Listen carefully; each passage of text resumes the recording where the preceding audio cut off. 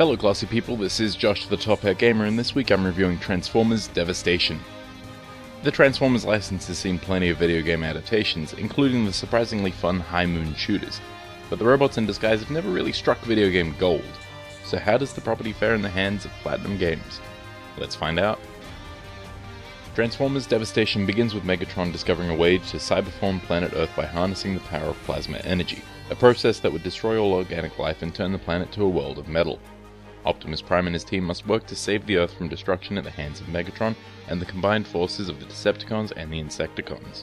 While not the most engaging narrative, Transformers Devastation's story is characteristic of the G1 cartoon series on which the game is based. It's simple, but the story is made more enjoyable due to the excellent performances from a cast that consists of a fair amount of returning voice actors from the original show, such as Peter Cullen and Frank Welker. I've been given a gift beneath the surface, and I intend to use it. Alongside veterans from the G1 cartoon are an assortment of solid voice actors such as Stephen Bloom and Liam O'Brien. The excellent sound design carries over to the music and sound effects of the game as well.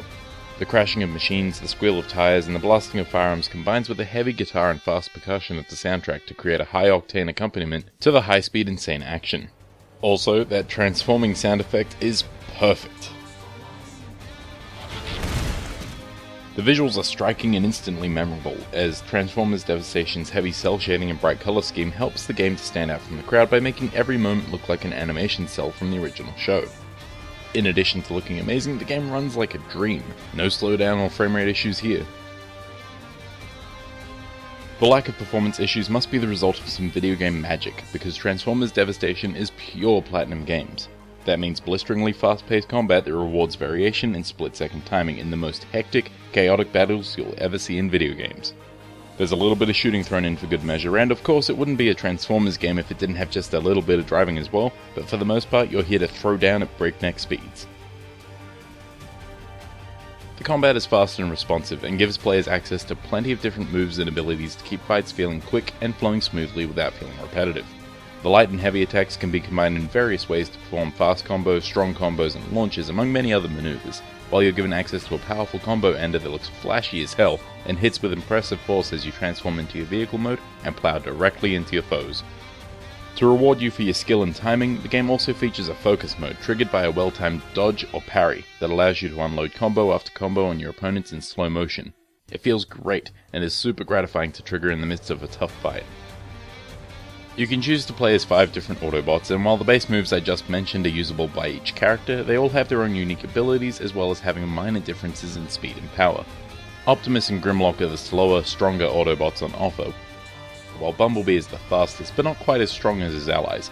Wheeljack and Sideswipe are probably the most average Autobots on offer, at least as far as speed and power are concerned.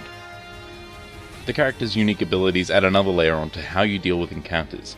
Optimus is great for crowd control with his transformed area sweep, while Bumblebee and Grimlock are excellent for focusing on singular opponents, with their slide and grapple abilities respectively.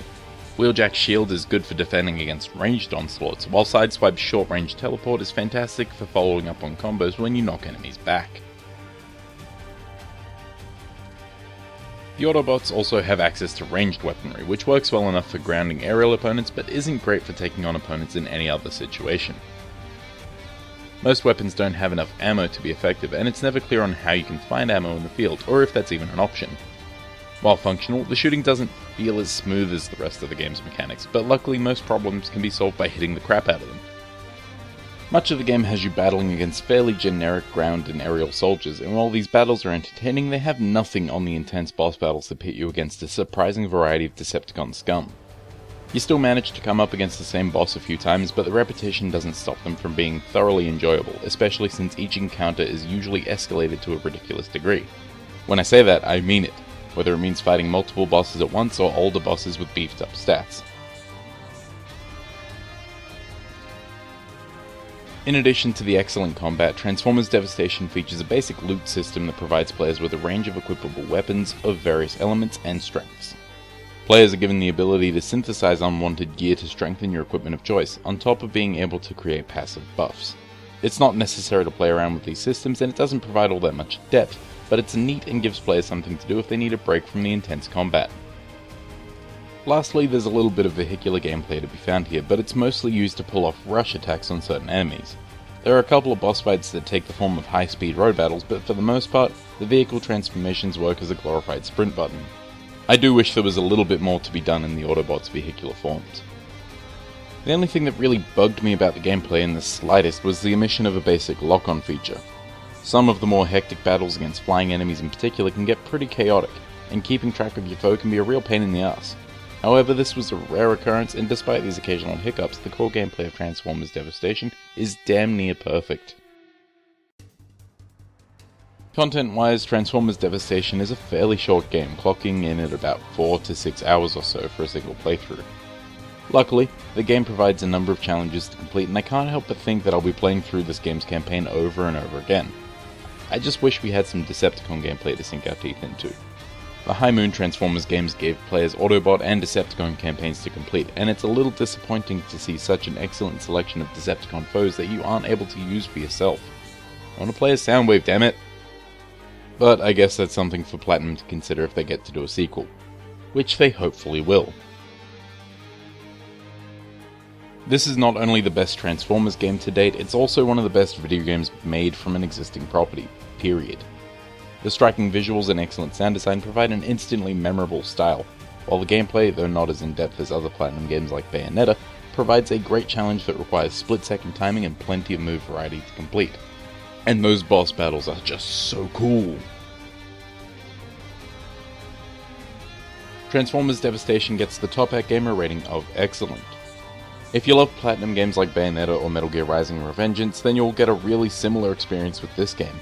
And if you love G1 Transformers, then you'll love the look and feel of Transformers Devastation. Keep up the good work, Platinum. Thanks for watching.